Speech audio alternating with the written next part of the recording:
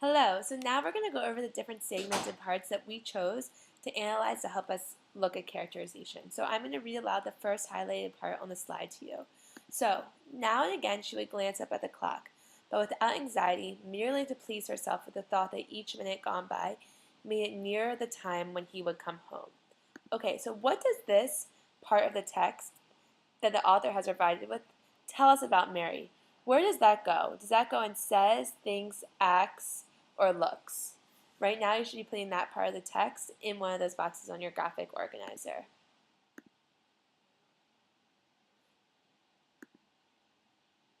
Okay, so you could put this in different areas.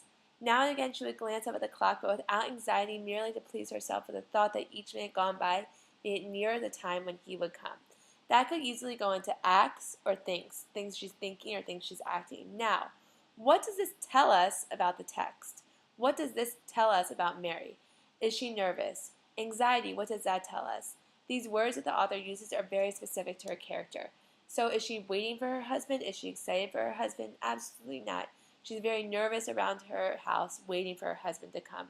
So right now, what character traits can we infer about Mary from this? You should be writing down, thinking of some things. To start us off, something we could talk about is she's nervous. Why is she nervous about her husband coming home? We can predict that perhaps her husband and her don't get along. Perhaps there's some sort of conflict. These are all things we're starting to predict based on this one little piece of evidence in the text. So what I want you to do right now is look throughout that same paragraph and find another piece of evidence that we can put into our says, thinks, acts, looks that we could put in that we could infer more about Mary. So right now that's what you're doing. Not something that's highlighted. You're going into that same paragraph, the second paragraph, and looking for something else. Okay, so some of you might have found different things, but one part that sticks out to me is that there was a slow, smiling air about her and about everything she did. The drop of a head as she bent over her sewing machine was curiously tranquil. So again, this is an action. She's sewing. Everything is curiously tranquil to the narrator who's talking. What does this tell us? She's a little mysterious, right? We're starting to pick out these different parts of Mary as we just read what the author is supplying us. You could also get different character traits, but that's just to get us started. Okay, so now let's look at the next highlighted section in your in your um, in your story. All right, so the next highlighted portion is she laid aside her sewing, stood up, and went forward to kiss him as he came in. So again, is this says, thinks, acts, or looks? This is an action, yes. So, what does this tell us about her relationship with her husband? Is she caring? Is she a good wife? What is this? Try to figure this out. We're piecing this together as we go through this story. Okay, now we're on to the next highlighted portion. For her, this was always a blissful time of day. She knew he didn't want to speak much until his first drink was finished, and she, on her side, was content to sit quietly, enjoying his company after long hours alone in the house. Okay, we've just learned a lot about our character Mary. Is this something she says, thinks, acts, or looks? This is something she's kind of thinking, right? This is always a blissful time of day. She's looking forward to her husband coming home, but we just found out she spent much time alone in her house, right? So is she really happy? We're starting to question what is happiness. What is Mary's character thinking right now when her husband comes home? See how we're getting all of these different thoughts just from these little pieces of the text. So right now you might find other parts of the text to add to your says, thinks, acts, looks graphic organizer and drawing inferences to what this means in terms of the characterization of Mary. Okay, so now we're going to move on to the next highlighted portion, which is a large chunk of the first portion we had you read. Okay, so I'm going to read that. She loved to luxury in the presence of this man, and to feel almost as a sunbather feels the sun, that warm male glow that came out of him to her when they were alone together.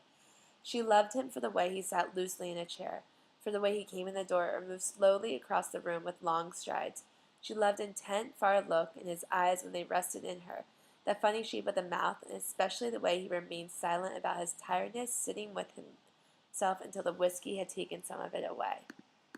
Okay, so now what we're starting to think is What is this part of the, what is this part? Okay, so is this a says, thinks, acts, or does? I mean, not says, thinks, acts, or looks. You tell me. So take a second to think about where we're going to put this in our graphic organizer. This is kind of Mary's actions, right? And also her thoughts. So we can put this in both. What can we learn about Mary from realizing that she loved the way she's staring at him, she's kind of observing him, but what is she observing about her husband? Is she really noticing certain observations? What character traits can we pull out that our author is giving us through these different clues and hints? So right now in our graphic organizer, we're starting to write down different ideas that we have about Mary based on these chunks from the text that we have selected. Okay, so now we've gone over the different highlighted parts in that excerpt. You also have been filling that out in your graphic organizer, with Mary in the middle, the acts, thinks, looks, and says. We just gave you 3 different examples, but now what I want you to do is on your own, fill out the remainder. So you need 4 examples from each. You need to have a highlighted portion so you can easily underline it in the text, and then on the lines on your graphic organizer, you're going to write what this tells us about Mary. So if she looks a certain way, what does this tell us about her character? Okay, so now you're going to read the rest of the story, well, lines 12 to 32, and you're going to continue with your graphic organizer to really pull apart pieces of Mary, underline the segments that you want to really analyze, and figure out how is this characterization developing over time.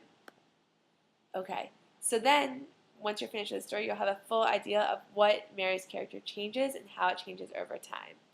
Your graphic organizer will be complete and you'll be able to have a full analysis of what Mary's actions, thoughts, what she speaks, and what she looks like, how those attribute to her character. And then we're going to talk about how characterization develops over a period of time. So once we figure out what characterization is of our character, then we need to figure out the progression of our character, the development, the actual meat of characterization rather than just the specific details and the specific character traits. So right now you're reading the rest of your story and you're going to continue with your graphic organizer.